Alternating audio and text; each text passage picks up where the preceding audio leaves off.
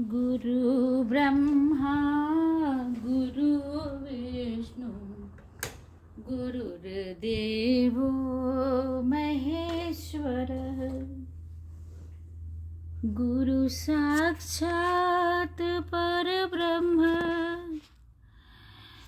तस्मै श्री गुरुवे नमः। सरस्वती ने स्वर दिया गुरु ने दीन्हा ज्ञान, मात पिता ने जन्म लिया कर्म लिखे भगवान।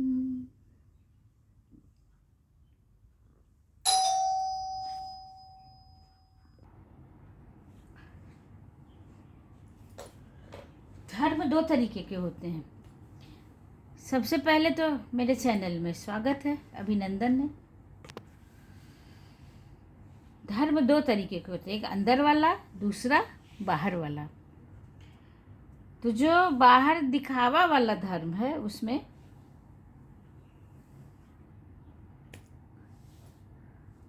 सुविधाओं का चाहिए, डर और लालच हर धर्म में है।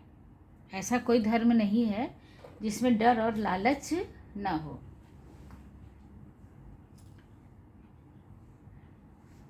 डर किस बात का? हमने गलत निर्णय लिया और उसकी सजा मिली।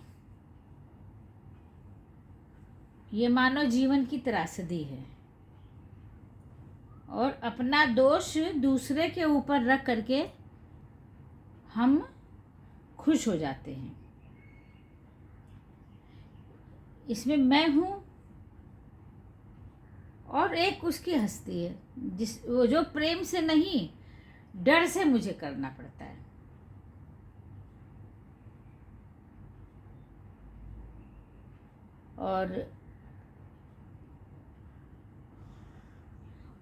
और वो नास्तिक भी। जब हम पाखंड और डर और लालच से कोई बात करेंगे, काम करेंगे, तब हम नास्तिक होते चले जाएंगे। और हमको सेवक चाहिए जिससे हम अपनी सुविधाओं को पूरा कर सकें। लेकिन ये वास्तविक धर्म नहीं है। वास्तविक धर्म है अपनी हस्ती से, अपने आप से माफ़ी मांगो, अपने अंदर झांको, अहंकार को छोड़ो, घमंड को छोड़ो, ईर्ष्या द्वेष को छोड़ो, लालच को छोड़ो। जैसा कि कबीरदास ने लिखा था, कहा है, जब मैं था तब हरि नहीं, अब हरि है मैं नाही। जब मैंने मेरे अंदर ईश्वर का निवास हो गया, उस आत्मा का मैंने खोज लिया, तो मेरे अंदर से हरि बैठ गए और मैं मतलब अहंकार निकल गया। अपने अहंकार को छोड़ना है।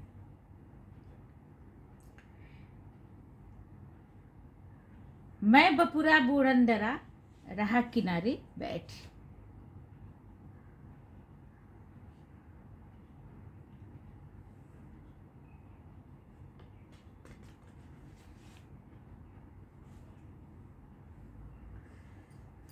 अब हम लोग सुन रहे हैं अष्टावक्र महागीता का तत्व दर्शन ज्ञान। न मुक्तो विषय द्वेष्टा न वा विषय लोलुपः असंसक्तमना नित्यं प्राप्तमुपाश्नुते। मुक्त पुरुष निर्लेप होता है, उसे न तो विषयों से दोष होता है, वही है, और न विषयों को प्राप्त करने की लोलुपता है। वह तो घोर अनासक्त होकर प्राप्त और अप्राप्त से निर्लिप्त होकर भोगता है। विषयाशक्ति, लालच, आलस, ईर्ष्या, अहंकार, घमंड, मद, मोह, मत्सर, ये सब विषयाशक्ति है। ये संसारी पुरुष की व्याधि है, बीमारी है। यह व्याधि उसे इंद्रियों का दास बना देती है और चित्त रस से वासना की तरंग उठती है और विषय भोगी विचलित होकर उसमें आकंठ तक, गले तक डूब जाता है। उसका कभी विचलित होना समाप्त ही नहीं हो पाता है। बड़े छल प्रपंच करता है और जीवन की सार्थकता को नष्ट कर लेता है। फिर एक दिन ऐसा भी आता है कि वह विषयों से या तो ऊब जाता है या फिर उन्हें भोगने में अशक्त हो जाता है।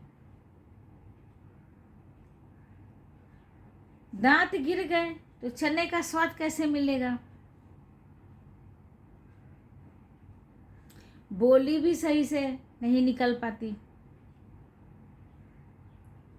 हाथ पैर की शक्ति गई, शारीरिक शक्ति गई तो उतना काम नहीं निकल पाता।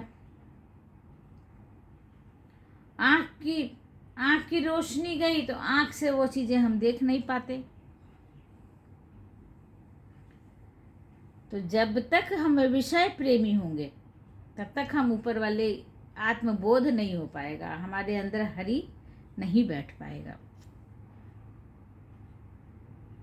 और विषाद से भरकर वो विषय द्वेषी बन जाता है, जिससे उसे पहले तो राग हुआ, फिर द्वेष उत्पन्न हुआ। पहले विषय प्रेमी था, अब विषय द्वेषी हो गया। आसानी अपनी ही इच्छा और अनिच्छा से वह सब आसानी से पा गया।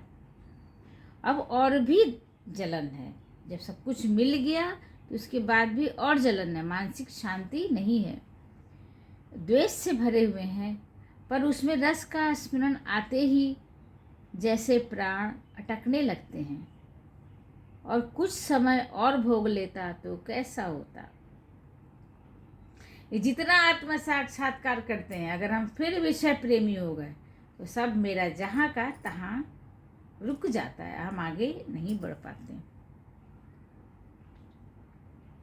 इसी के साथ विराम लेती हूँ।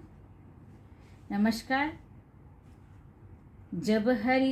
जब मैं था तब हरि नहीं, अब हरि है मैं नाई। प्रेम गली अति सांकरी, जामे दो न समाय। इसी के साथ आप सभी लोगों को विराम मैं करती हूँ। आप लोगों को, बड़ों को प्रणाम और छोटों को आशीर्वाद देती हूँ। आप सभी समदृष्टि बने, राग द्वेष से रहित, अपने अहंकार को धीरे धीरे करके छोड़ने में वो ऊपर वाला परम पिता परमात्मा आप सभी लोगों को शक्ति प्रदान करे। प्रणाम।